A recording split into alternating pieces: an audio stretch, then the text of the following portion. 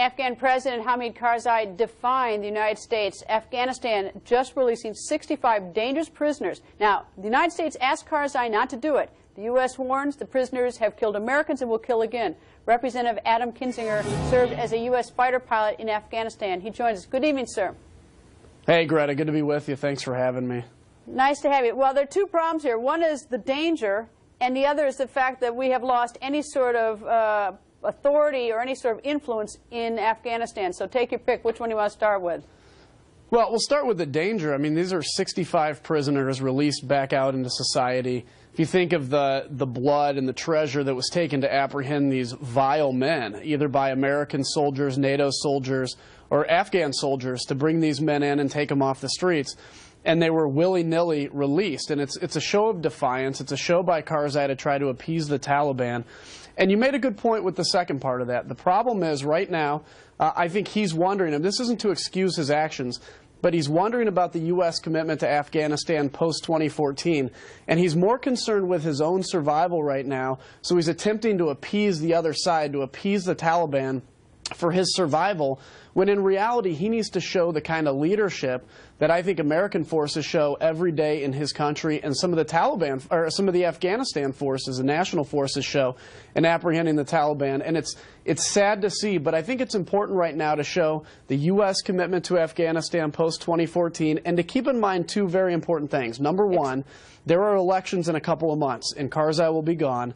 And number two, the Afghan people are supportive of the United States and NATO presence in their country, and they're scared to death of us leaving too early.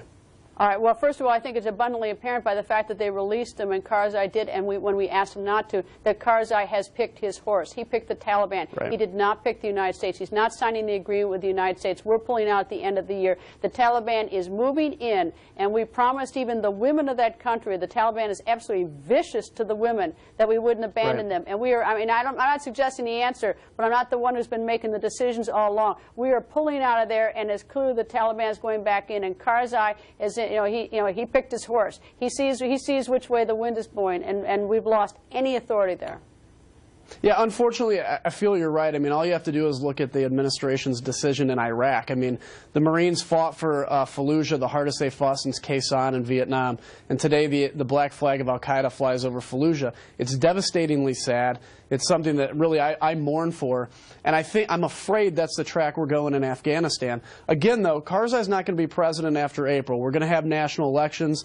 This is a very important time in the history of Afghanistan to pull this off and to get this right. And I think the next president will sign the bilateral security agreement, and we can move ahead. But Karzai's not the guy anymore. I mean, he has chosen his own self-survival and self-preservation. I've been to Parwan prison where these prisoners were released. I was there a few months ago, and I met with Karzai, and he gave very different indications behind closed doors than what he's doing publicly. And I can tell you, the people of Afghanistan cringe when Karzai makes these kinds of statements, because they're afraid that we think in America that reflects their attitude, and it really doesn't. We're going to have a new president there in a couple of months, and let's hope he's a far cry better than Mr. Karzai. Well, your statement, let's hope. I mean, at this point, there's no guarantee, but it's, That's all we we're have. at a very perilous time. We'll see what happens in April with the election. Congressman, always nice to see you, sir. Thank you. It was great to be here.